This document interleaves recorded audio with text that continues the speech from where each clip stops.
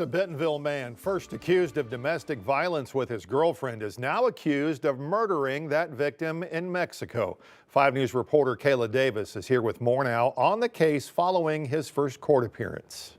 Johan Lopez is facing multiple charges, all stemming from an incident in Benton County last July. Prosecutors say Lopez allegedly beat his girlfriend. He failed to show up for his August arraignment when it was later revealed he fled with his girlfriend Nathaly and their child to California and then Mexico. He now faces a femicide charge in Mexico after returning to the States without her. Mexican officials found Corona's body on September 26. And after 3 months in California custody, Lopez showed up in Benton County Court on Tuesday for his bond hearing. There are a couple of new cases that were also set at that time. Those cases are under investigation right now. A charging decision has not been made at this time, but they are under review for charging. That includes charges of a terroristic act, violating a no-contact order, failure to appear in court, firearm possession, and domestic battery. We're going to be reviewing the case file to determine what charges we'll be able to dock here in Arkansas. Once we know exactly what we can and can't do in Arkansas, we'll start from there, file our case here, and continue to work on prosecution. At this point, he's not been seen by a jury or a judge, and no guilty determination has been made, so he's presumed innocent. Prosecuting attorney Brian Sexton says his bond on Tuesday was set for $1 million in cash. Because of the flight risk involved, the court has reviewed that, and the bond is appropriate. His next court date is set for March 24th. Kayla Davis, 5 News. We'll, of course, continue bringing you updates on the case as it moves forward with this your free 5 News smartphone app. Governor Sarah Huckabee Sanders signing 2 alcohol bills into law that are expected to reshape Arkansas's alcohol industry. Tonight, 5 News reporter Rachel Williams shows us how the new rules could impact local liquor stores. Soon, one person or corporation will be able to have more than 1 liquor license in Arkansas. Before, state law limited that number to 1. Now it increases to 3. For instance, if a retailer, and I'll use the example of Walmart, would like to have more than 1 license, they can, but they have to buy out someone else. State Senator Bart Hester, a Republican from Cave Springs, says this new law has seen opposition from local liquor stores. Spirit 2 Wines and Liquor Operations Manager Frank Jameson says it's an issue of consistency. It's a mixed feeling. I mean, because obviously, I don't want to see our business impacted by another location, getting the right to sell alcohol, like under a different set of rules than someone else in a smaller county. But I think, again, with us specializing in getting to know the customer and providing that extra step with the customer service, our rewards program for them visiting here, it's an opportunity for us. But he says the drawback is a limit of 1 license per county.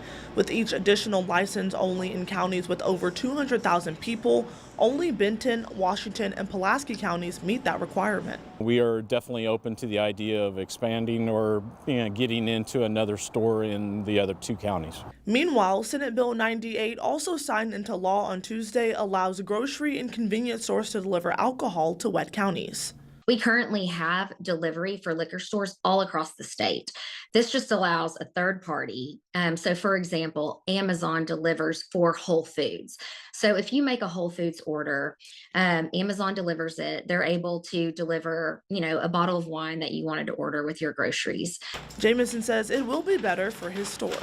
There were so many steps or hurdles that we had to do as to do deliveries ourselves, that it made it almost easier to not offer delivery, whereas now we have our online app and we can offer delivery and all this stuff, and I think it's going to be better for the consumers. Both laws are set to take effect 90 days after the legislature adjourns.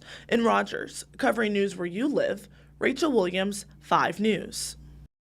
Meanwhile, today at the state capitol, lawmakers announcing the Generating Arkansas Jobs Act of 2025. The bill focused on upgrading the state's energy infrastructure and will replace steam electric stations and coal plants in Arkansas that are scheduled to be closed by 2030. Sponsors say they believe the plan will not only brighten the future for utility development in Arkansas, but also provide a spark for the state's economy.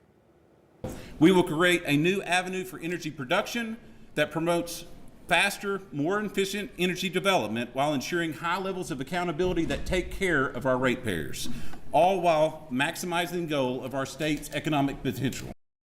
Governor released a statement sharing her support for the bill today, saying she believes it'll help the natural state be more competitive in the energy industry. Arkansas Attorney General Tim Griffin announcing a lawsuit against General Motors and OnStar today, accusing the companies of selling customers' data to third parties. He says many drivers still have no idea what's going on with their data because despite detailed disclosures, informed consent was never obtained, he says. Griffin emphasized the lack of transparency in the practices and the need for some remedies. OnStar is marketed as a safety product, which certainly it can be, but that's what people were thinking about when they signed up. They were not thinking about the misuse of their data, the selling of their data. Griffin also pursuing a lawsuit against Google and YouTube's parent company Alphabet, claiming the company's deceived users and parents about the safety of its platform for young people. Fort Smith's Ride for Smiley's bike share program makes it easy for you to get around town or maybe even hitting the trails. Funding for the program, though, is running out, leading organizers to look for sponsors to keep that program going. In just over 2 years, Ride for Smiley's has logged more than 9,000 rides, with 3,000 of those starting at the Riverfront Park alone. Anyone living or visiting the area can rent either a pedal or e-bike at a very low cost. The program is at risk of being scaled back, and those low rental rates could go up if no sponsors are found. Still, they're hopeful a local organization will step up and see the value of this program. Quality of life in the city of Fort Smith, and other things as well as outdoor recreation, public health and wellness, affordability, transportation. Anybody who wants to get on board with that for the city is welcome to come and partner with us on this initiative. City, by the way, does share 50% of the expense to run this program. Rogers playing host to a law enforcement conference this week. It's focused on helping officers deal with stress and trauma that come with their jobs. Throughout the conference, officers will be trained on how to deal with everything they experience in the line of duty. Officers in a lifetime go through a lot more trauma than a normal citizen does.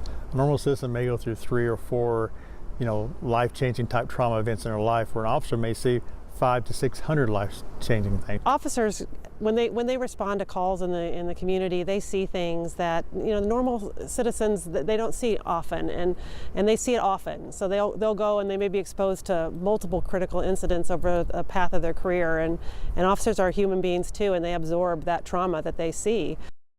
131 officers from 46 different agencies are taking part in this week's conference.